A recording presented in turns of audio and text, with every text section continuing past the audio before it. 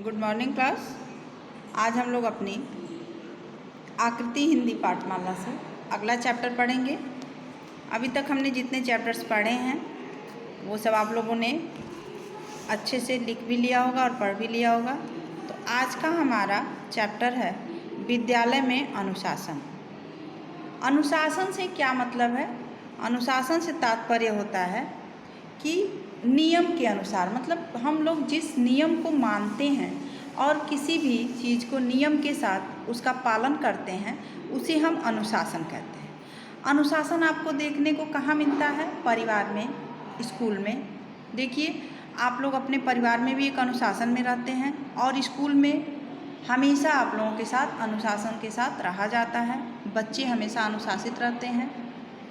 तो आज हम अनुशासन के बारे में पढ़ेंगे कि विद्यालय में किस प्रकार का अनुशासन होना चाहिए और किस प्रकार का अनुशासन होता है। तो चलिए, यह एक पत्र के माध्यम से इस चैप्टर को बताया गया है। एक बड़ा भाई अपने छोटे भाई को समझा रहा है, पत्र के माध्यम से बता रहा है कि कैसे एक विद्यालय में अनुशासन होना चाहिए और होता है। तो चलिए देखिए, हम रीडिंग करते हैं। प्रिय अनुज मनमोहन, सस्नेह आशीर्वाद।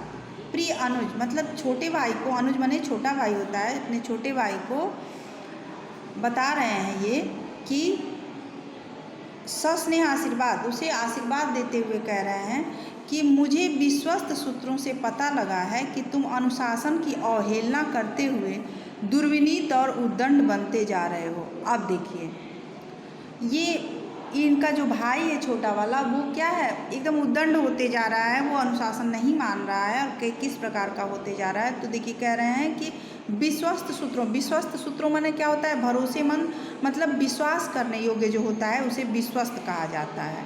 तो विश्वस्त सूत्रों से पता लगा है कि तुम अनुशासन की अवहेलना मतलब क्या होता है? किसी भी चीज़ का उल्लंघन करना, उसे न मानना, उसे अवहेलना कहा जाता है।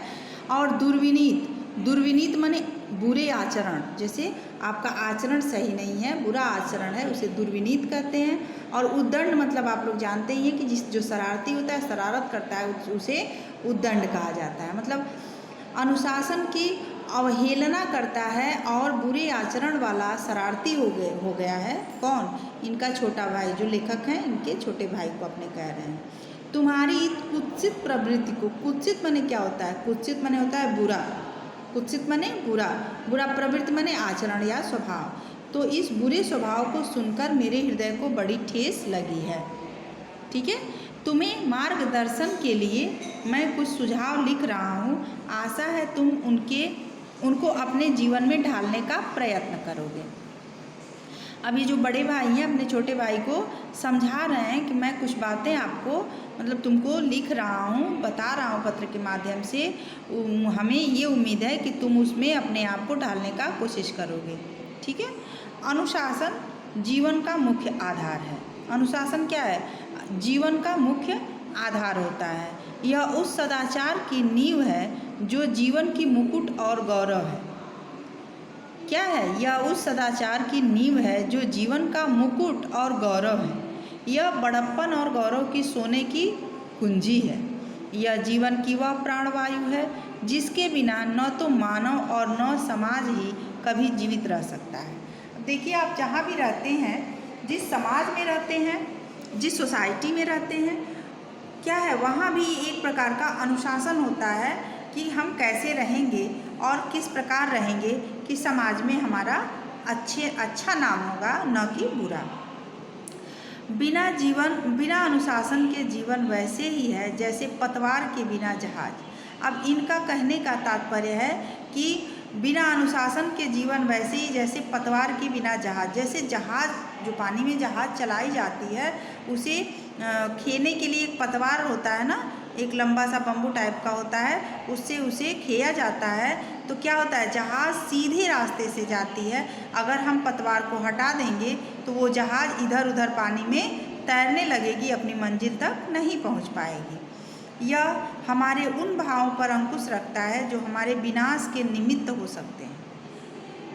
आप देखिए क्या कह रहे हैं कि अनुशासन क्या करता है? हमारे उन भावों पर अंकुश, मतलब कुछ भी कोई भी बुरा विचार या बुरा भाव हमारे दिमाग में आता है तो हम अनुशासन में अगर हैं तो वह अनुशासन हमें अंकुश लगाता है, रोक लगाता है कि हम अपने विनाश के निमित्त नहीं जा सकते। तो यह हमारे उन भावों पर अंकुश लगाता है जो हमारे विनाश के निमित्त हो सकते हैं। जो हमारे विनाश के निमित्त से क्या मतलब है? कारण, जो हमारे विनाश का कारण बन सकते हैं। विद्यार्थी जीवन में ही हम इसका शिक्षण सुचारू ढंग से प्राप्त कर सकते हैं। अब देखिए आ गई बात ना कि विद्यार्थी जीवन हमारा जो भी जीवन काल शुरू होता है तो 1 साल, 2 साल, 3 साल, 4 साल, 5 साल तक हम अपने परिवार में रहते हैं। तो परिवार के हिसाब से रहते हैं। हमारे परिवार का माहौल जिस प्रकार का होता है उस प्रकार के माहौल में हम पलते बढ़ते हैं। लेकिन उसके बाद हमारा दूसरा स्टेप होता है विद्यालय। दूसरा स्टेप क्या होता है? स्कूल, जो कि बच्चों के लिए एक बहुत ही ज़रूरी जगह होता है। अगर बच्चा विद्यालय में प्रवेश पा लिया और विद्यालय आने लगा तो वह क्या हो जाता है? वह अनुशासन में रहता है और अनुशासित जीवन बिताता है। उसी से उसकी पूरी लाइफ, उसकी पूरी ज़िंदगी हमेशा अनुशासन में ही रहती है। तो विद्यार्थी जीवन में ही हम इसका शिक्षण सुचारू ढंग से प्राप्त कर सकते हैं।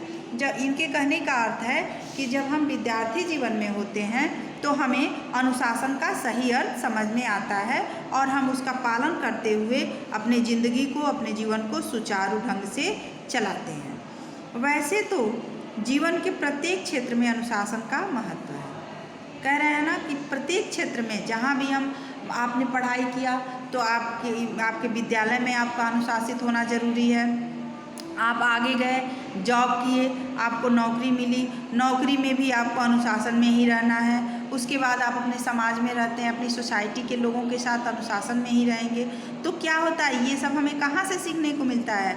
सर्वप्रथम शिक्षण संस्थान के द्वारा, मतलब हमें विद्यालय के द्वारा मिलता है। पर विद्यालय में इसका सर्वोपरि महत्व है। विद्यालय में इसका महत्व सर्वोपरि है। हम हर जगह अनुशासन में रहते हैं लेकिन विद्यालय में क्या है? सबसे ऊपर हमारा इसका महत्व होता है। विद्यालय के प्रत्येक छात्र को अनुशासन का पालन करना चाहिए। देखिए आपको यहाँ समझाया जा रहा है कि विद्यालय के प्रत्येक छात्र को अनुशासन का पालन करना चाहिए क्योंकि यही जीवन में उन्नति का प्रतीक है। अनुशासन के अभाव में हमारा समाज मिट्टी के घरौंदे के समान गिर पड़ेगा। जब हमें डर ही नहीं रहेगा कि हमें कोई क्या कहेगा, हमें समाज से डर है, हम समाज में रह रहे हैं तो समाज के अनुसार हमें रहना है, तो क्या होगा? हमारा जीवन मिट्टी के घरौंदे के समान गिर पड़ेगा। कक्षा में, क्रीड़ा क्षेत्र में और अन्यत्र भी अनुशासन की आवश्यकता है और अनुशासन प्रिय विद्यार्थी ही अच्छा सैनिक बनकर देश का प्रहरी बन सकता है। गांधी जी ने अनुशासन को जीवन में सुचारू रूप से ढाला था। इसी कारण उन्हें विश्व में ख्याति प्राप्त हुई।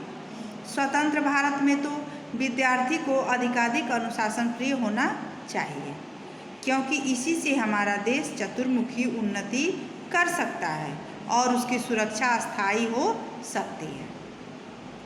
अनुशासन का पालन करना आरंभ में कुछ अखरता अवश्य है पर इसका फल मधुर होता है। अनुशासन प्रिय छात्र ही अपने देश के गौरव को बढ़ा सकता है। समझ में आया आप लोगों को? अनुशासन का कितना महत्व है हमारे जीवन में, यह आप लोगों को बताया गया है इस पाठ में कि कक्षा में, क्रीड़ा क्षेत्र में मतलब खेल के मैदान में और अन्यत्र भी अनुशासन की आवश्यकता होती है। अनुशासन प्रिय विद्यार्थी ही अच्छा सैनिक बनकर देश का प्रहरी बन सकता है। क्यों कहा गया है? क्योंकि जब अनुशासन हमें पता रहेगा, अनुशासन में रहने की आदत रहेगी तो हम देश के अच्छे प्रहरी बन सकते हैं। ठीक है। अब आशा है, अब भाई अपने भाई को बता रहे हैं कि आशा है तुम इस पत्र को पढ़ने के बाद दुर्विनीतता और उद्दंडता को छोड़कर अनुशासन प्रिय बनोगे।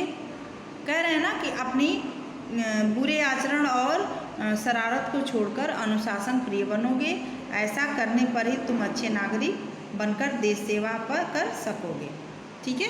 तो ये अपने भाई को समझा रहे हैं। ये कौन है? तुम्हारा शुभेच्छु कुंदन लाल। अब तुम्हारा शुभेच्छु मतलब तुम्हारा शुभ चाहने वाला, तुम्हारा हमेशा भला चाहने वाला तुम्हारा भाई कुंदन लाल। इनका नाम कुंदन लाल है। ठीक है। तो बच्चों आज का चैप्टर आप लोगों को विद्यालय में अनुशासन हमने पढ़ के बताया, आप लोगों को समझ में आ गया होगा। अब हम आगे बढ़ते हैं शब्दार्थ की तरफ, जो आप लोगों को आपकी नोटबुक कॉपी में लिखना भी है। शब्दार्थ है, शब्द है विश्वस्त। विश्वस्त का अर्थ होता है भरोसेमंद। अनुशासन का अर्थ होता है नियम के अनुसार।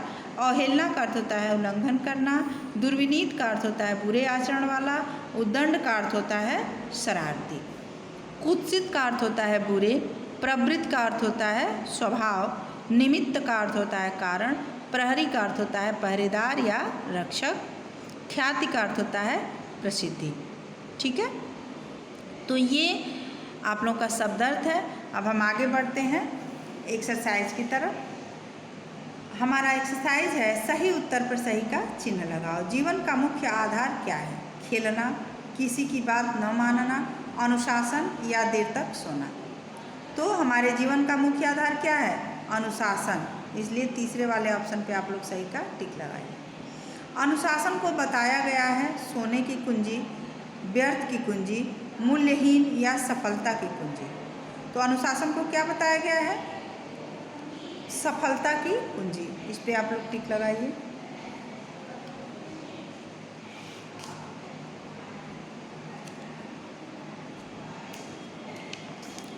आगे बढ़ते हैं। ग है, गांधी जी ने अपनाया क्या? अहिंसा को, अनुशासन को, दोनों को, किसी को नहीं। तो गांधी जी ने क्या अपनाया था? अहिंसा को भी और अनुशासन को भी, इसलिए तीसरा वाला ऑप्शन दोनों को सही है। ठीक है, अनुशासन का महत्व सर्वोपरि है। बाजार में, विद्यालय में, बस में, सभी में। तो कहाँ लिखेंगे? विद्यालय में। अनुशासन का महत्व सर्वोपरि कहाँ है? विद्यालय में। ठीक है, अब आगे बढ़ते हैं। रिक्त स्थानों की पूर्ति करो। तुम्हारी इस कुत्सित प्रवृत्ति को सुनकर मेरे हृदय को बड़ी ठेस लगी। हमने भर दिया है आप लोगों के रिक्त स्थानों की पूर्ति में, जो खाली जगह है वहाँ पे भर दिया है। आप लोग भी भर लीजिएगा। देखिए यहाँ भरेंगे कुत्सित।